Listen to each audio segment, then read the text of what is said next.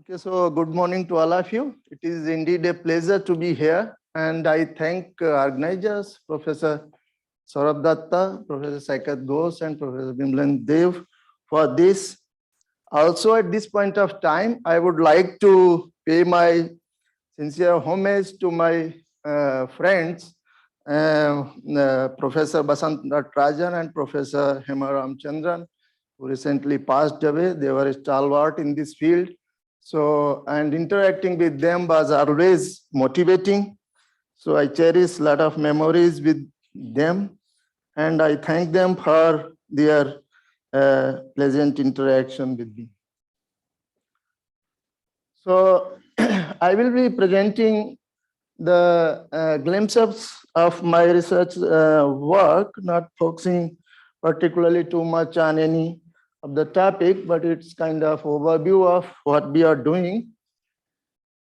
The motivation to work in cold atoms comes from state wave, from basic fundamental physics we can work, and nowadays many devices, many speakers talked about these things. So you know what kind of importance this field holds. And so straightway we are coming to the activities which we have at RRCAT in the field of cold atoms. We have one BEC lab where we have double Mach setup for rubidium-87, working with quadrupole trap, quick trap, optical dipole trap, BEC, IT, RF dressing, etc. were the problems we did. And then we have another lab, which is atom chip lab, where we are trying to trap atoms on chip scale. So this is basically effort in the direction of miniaturization of atom traps. And then another lab we have where we are trying to develop fountain-based cold atom gravimeter. And third lab, which is upcoming, not fully developed, is basically cold atom-based UHV sensors. So I will describe them in due course of time in my talk. So this is my team. Dr. B.V. Tiwari is a very senior person looking after the laboratory works. Dr. S.P. Ram, he is also very senior. He completed PhD in this lab only. Then he works on BEC and gravimeter. And then Vivek Singh, he is working on atom chip. Vivek Singh, Damit, both are working on atom chip. Dr. Suren Singh is working on gravimeter. Kavish Bharadwaj, he is present in the audience. So he is also working on this dipole trap, BEC, and gravimeter, both the problem. Arijit is a senior student who left for postdoc, and Charu also completed PhD and left for postdoc. So robust system for producing ultracold atoms is a MOT that everybody knows, and you apply basically 6 laser beams.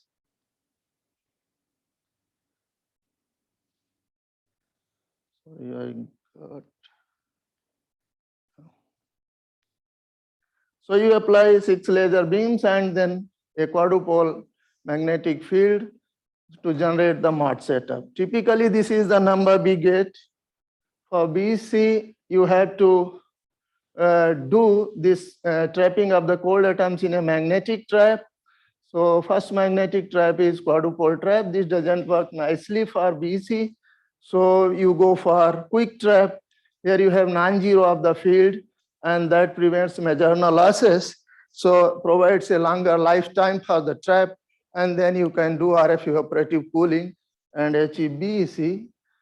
So this is the BEC setup. It is very difficult to recognize what it is, and but basically it is double Mach setup.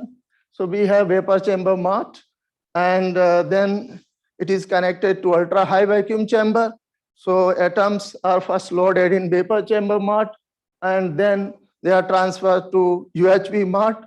There they are magnetically trapped, and then evaporative cooling of these atoms leads to very low temperature to reach Bose-Einstein condensation of the atom. This is typical image of the BEC, which we got several years ago. Now, in the same chamber, we can do, in the same setup, we can do the dipole trapping. This is UHB vapor mart chamber. Here, first mart is prepared. Then this is connected through a narrow tube to UHB chamber here. These atoms are transferred through a push beam. So this push beam pushes atoms here. They are again trapped in second mart called UHB mart. And they are a tightly focused dipole laser beam is focused on this mart to trap them in the dipole trap. So this is typical picture. The potential of this dipole trap is minimum at the center of this red detuned beam, and the potential shape is going like this, where delta is detuning from the resonant transition. So in this setup, when we trap these atoms in dipole trap, so what happens, because of high power of the trapping beam, there is a lot of AC Stark shift in the atomic transitions. So that we studied, and we measured the number of atoms. So because of AC Stark shift, what happens, the absorption cross section of the probe beam will change. So you have to rechange the frequency, or if you have kept the resonance frequency, the probe beam frequency to be same, then this number, which it should increase with the trapping power, actually tries to decrease. So that is a fake result, because the number shouldn't decrease with increase in the power. So when we have taken into account the AC Stark shift, then number came correctly. So this is the result we studied during the dipole trapping. And we have also invented a new idea that how to directly load atoms in ultra high vacuum chamber. Rather than this double mart setup, we can use a single mart. And so this, we designed a funnel type of glass tube, and where we put the gators. So this gives a slow atomic vapor in a directional form. So you can say cold slow atomic beam. So that works without Zeeman slower. So it puts slow atoms directly in this region of mart, and you can load the mart. So we get nearly 10 to the 8 number of atoms using this technique, and further work is in the progress in this direction. Now, when atoms are in the mart, the further manipulation of the trapping, because this is, suppose if you have quadrupole trap, then it is V-shaped potential, so single cloud. And if you want to manipulate this cloud in different geometries, like you want to produce cold atom double well, or you want to produce ring, then it is a very good idea that you also expose this trap with a strong RF field. So that is called RF induced dressing of the trap. So with this RF field, which has this frequency omega, we can dress the trap and produce different geometries. For example, if you have, this is the interaction Hamiltonian. So here B is static plus RF. Total V, if you solve this, this is the kind of potential you get for atoms, where delta is detuning between RF field and the Larmor frequency. Larmor frequency is due to static magnetic field. And omega is Ravi frequency for this RF field, where Vx, Vy, Vz are the components of the RF field. Now, this is 2D view of the potential. 2D view of the potential, basically contour, and the red color shows the minimum potential, and red to blue, the potential is increasing. So you see, if we have this RF field, which is just linearly polarized along X direction, and atoms are in the B trap potential, then you can get two minima here. One is here and one is here. So effectively, it is a double well. And similarly, if you have Vx is equal to By with pi/2 phase difference, that means it is circularly polarized RF field, so you can generate a ring type of structure. And similarly, you can take semicircular type of ring, that is also possible if you imbalance the Vx and Vy. This is basically same 3D view of that potential. So you can generate ring, you can generate what you call arc or tilted ring. And also if you try to play with the phases of the RF field, one component you make time dependent phase, then this arc can be rotated. So you can get time dependent potential. So just one yes, question from in your previous thing, this ring, there is little bit of width, right? It's like like a cut disc or something. How thin can you make that? I will answer your questions after the end of the talk because I have to go through it, but definitely we can control that. The ring we have generated in the lab using a circularly and linearly polarized RF field, and you see the radius of the ring we can manipulate by changing the frequency of the RF field. Furthermore, with this RF dress potential, we can do further better if we try to use another field called time averaging field. So you RF dress potential, if you further average with a time averaging field called top field, so it improves in the geometry because many manipulations then can be done using top field control. So this is again we have demonstrated that by choosing properly parameters of top field and RF field, we can generate double well and a ring type of potential. The x directional double well can be changed to y directional double well, so we can control the direction of double well also. Then we come to the atom chip development, and as you know, the trapping on atom chip is basically trapping in the microwires field. So it is a miniaturized trap, and this is a step forward towards the miniaturization of the whole setup, where you generate magnetic trap on the chip and you do atom cooling and trapping everything on the chip scale. And various applications exist for this kind of setup. For example, atom chip clock, gravimeter, etc. are already in discussion, and some of the labs have demonstrated already the use of atom chip. So this is the atom chip you see we have developed in RRCAT, and this is basically having a Z-shaped wire. You can see this wire here, and this is the mount for atom chip, and this whole setup is hanged in a vacuum so that atom chip is facing vertically downward, and then these laser beams are applied at some angle. So they are only 2 laser beams are used here, and third laser beam is parallel to atom chip, which is perpendicular to this plane of the screen here. So 3 laser beams are sufficient to produce mott rather than 6. And a U-shaped wire is used behind this atom chip, so that controls the quadrupolar magnetic field required for mott formation. And this is the picture of mott prepared on the atom chip. You see. Then some optimization of this mott can be done by changing the current in the U wire, and this is what we have observed. This is the setup of atom chip. Though the atom chip is small, but the setup is bulky, we can miniaturize this also because nowadays smaller pumps are there.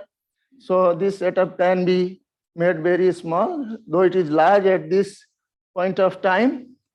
So we have used around 2 ampere of current in a Z-shaped micro wire on atom chip.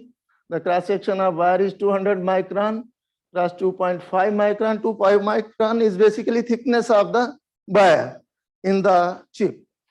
and we trap nearly 5 into 10 to the power 7 atoms on the Mach, and when they compress the Mach by increasing the magnetic field, take it near to the surface of the atom chip, and then here we release the external magnetic field and trap the atoms in the microwire magnetic trap. So this is very recent result. This we demonstrated only in July, August 21, and further work is in progress in this direction. And the number of atoms we have trapped is 4 into 10 to the 6, and this trapped atoms are nearly 550 micron away from the chip surface. Now I would like to present just how many minutes we have? Okay, so there is some time. This cold atoms, quantum sensors. So just to give you a glimpses of gravimeter and then ultra high vacuum measurements. So the cold atom gravimeter, basically we are interested because the Earth's gravitational acceleration is varying from place to place. So accurate measurement of G can give you the information about the underground structure of the Earth. So that is accurate measurement of G tells you about the underground minerals, oils and gas fields, and for defense application bunkers and seismic activities can also be monitored using the accurate measurement of G. So that people in the worldwide scenario have demonstrated the accuracy of 2.2 to 5 micro, that is the lowest one, 2 to 5 microgal. Microgal means 10 to the power minus 8 meter per second square. So that is 1 microgal is nearly 1 nano G. So this type of accuracy has already been demonstrated, and let us see how much we get. That will depend upon our performance, whether we are able to reach that precision or not, but roughly we have worked out we will target around 10 nano G kind of thing, 10 microgal or 10 nano G. So the working principle of gravimeter is well known. It is Raman pulse Mach-Zehnder atom interferometer basically. So you take two laser beams and excite the Raman transition in cold atoms while atoms are moving under the influence of gravitational field G. So you monitor. So suppose this is normally B is empty state. All the population is prepared in A in the ground state. In our case, this is hyperfine F is equal to 1, and this is hyperfine F is equal to 2 for rubidium 87. So we will use Raman lasers to measure this transition, Raman transition, and the technique is that you apply pi by 2 pi and pi by 2 pulse sequence that forms an interferometer, because this is basically Mach-Zehnder means you have to split and then reflect and then again recombine them for interference. So the transition probability or number of atoms excited to state B is giving you the measurement of G. And because atoms are moving, see if you see without G, this loop is having zero phase. So because atoms are moving in the field of G, so phase accumulation occurs delta phi between two arms of the interferometer, and that is K effective into G T square. T is the duration between Raman pulses. So this also gives an handle to improve the accuracy. Larger T gives the better accuracy. Larger delta phi we can achieve, and then measuring population in B gives you the measurement of G. This is cold atom or condensed? This is we are planning with cold atoms in fountain geometry. So we will launch atoms vertically and while they are in the influence of G, we will do these measurements. So this is the plant geometry that you prepare, basically Mott here, and see there are a lot of steps to do that. Just preparation Mott will not work. You will have to prepare Mott and then put the atoms in F is equal to 1, and then there you do the velocity selection, means the required velocity you select and rest of the atoms you blow off. So with the very low transverse velocity, you project these atoms vertically. So this Mott is working in 1-1 geometry. 1-1 is the direction of this vertical direction. So atoms will be launched in this direction, and accordingly the other beams direction are set, so that there is no laser beam for Mott in this vertical direction. So these three beams are coming at, this is for, nearly 55-degree angle from the vertical direction. Similarly this and this, I don't know how much, I forgot the number, 43 or something. So this is making 1-1-1 geometry, special geometry for Mott formation. And when you detune the upper beams in the red detuned side, then the force is, net force on atoms is in the vertical direction, and atoms are launched in fountain geometry.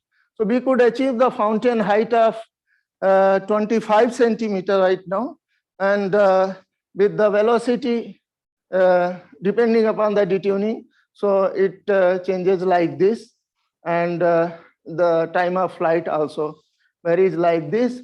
So right now we have the time of flight more than 120 milliseconds.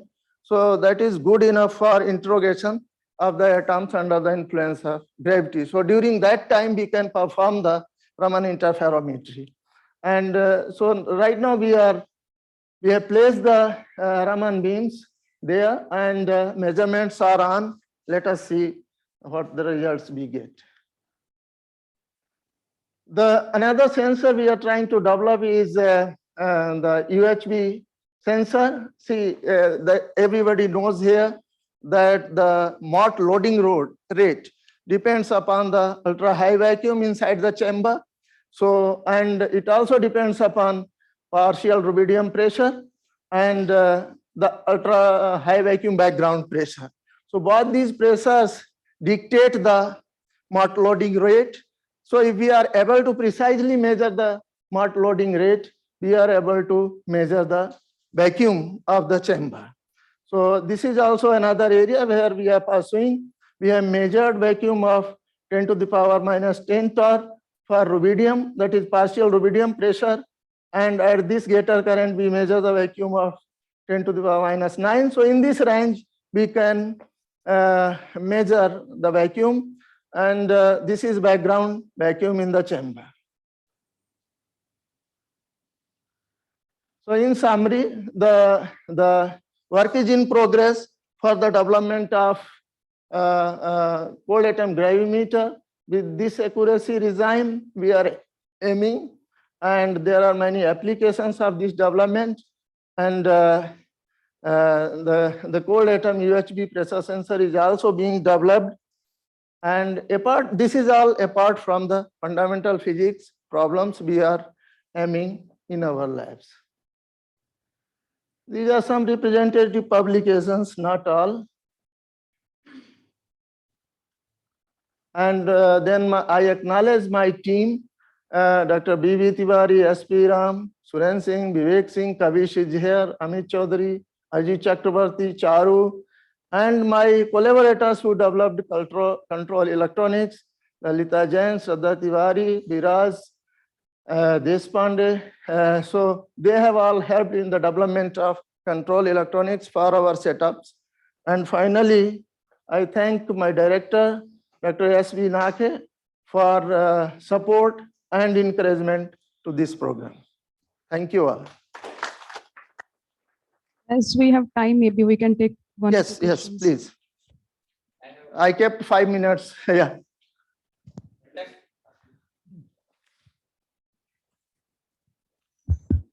fantastic work, Mishra ji. Yeah, thank you. The question is related to your first work on the RF dressed. Okay. So So, shall I go back to slide? Well, Okay. technical question. Okay. What kind of RF power you need to give to produce those light Yeah. rays? In actually in circuitry we produce nearly 7-8 watt across the coil, and that is radiating enough field so that we can do RF dressing. I see. And do you see that as a function of power, any Yeah. As a function of power, because of a slightly mismatch in the impedance, so that as a function of frequency, the power changes. Yes. So you have to basically design a little broadband RF supply amplifier, and that will work. Okay. Thanks. I have a question. Yeah. So this is regarding the gravimeters with the atomic fountain. So I think there are also these parallel ways to do gravimetry using block oscillations. So yeah. I was wondering, do you have plans for that? And the other reason I'm asking it is that's a little bit easier to miniaturize, right? Because you don't need a fountain. You can maybe conceive of even with the on-chip gravimeter based on block oscillation. See, miniaturization is a different story. People are trying on atom chip, but that's also not simple. But their miniaturized versions are there in this fountain geometry also. Miniaturized means they are not handheld, but it is of this size that one can take in some small vehicle to the different field for basically for field survey. Means gravitational survey is normally done by helicopter. So these aerial surveys are seawater surveys where you can keep it on a small boat, so that transportable devices are there. But in terms of the precision, these block oscillation ones, even a garden variety one can give you like relative precisions of 10 to the minus. Precision, block oscillations also. I have no idea how much accuracy one can expect from block oscillations, and what parameter regimes actually I have to see for block oscillations. But this cold atom gravimeter, which is either fountain geometry or BEC falling under gravity, these have surpassed the limits of atom interferometer based gravimeter. So they are better than the laser interferometer based gravimeter. Laser interferometer based gravimeter are also present, but atom interferometer based gravimeter are superior. Yeah. Thank you. Any other question? Hello. Yeah. Online audience. RF that is generated, you said is in a polarized, RF. You said something like that. Sorry? The RF is generated is your controlling. How you polarize? Yeah, that is good thing. Yeah, good question. Very good question. You have asked. See, this is not simple to change polarization of RF field. So if you have a linearly polarized RF field, so that is emitted by one coil, you prepare a perpendicular coil with a phase shift of pi/2, then you can do circularly polarized RF field. So two coils you will need, and the phase difference by pi/2. Any other question? Yeah, please.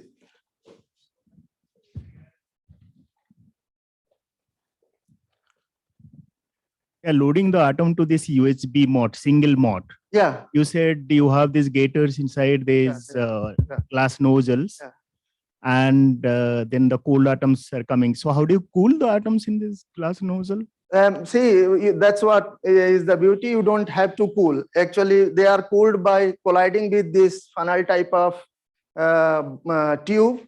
Then they pass through the tube. Directly, mot is loaded. No, but no extra Zeeman slower is required. But then how do you take out the energy? Like, is it some cryogenic cooling is done, or? No. It's not required. See, the room temperature is good enough because this is broader surface. Okay. So it is cooling by the room temperature, air conditioning. Okay. Thank you. Yeah. Any other question? Okay. Yeah.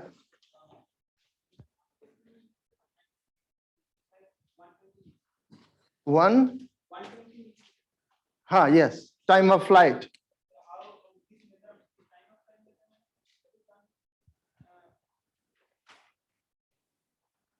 time of flight measurement have you done with absorption imaging or? This is basically when you have launched the atoms, so you know what time you have launched, and there is a absorption probe in horizontal direction. So when atoms cross this probe, the probe is absorbing and the signal is generated. Absorption signal is generated. Imaging, yeah.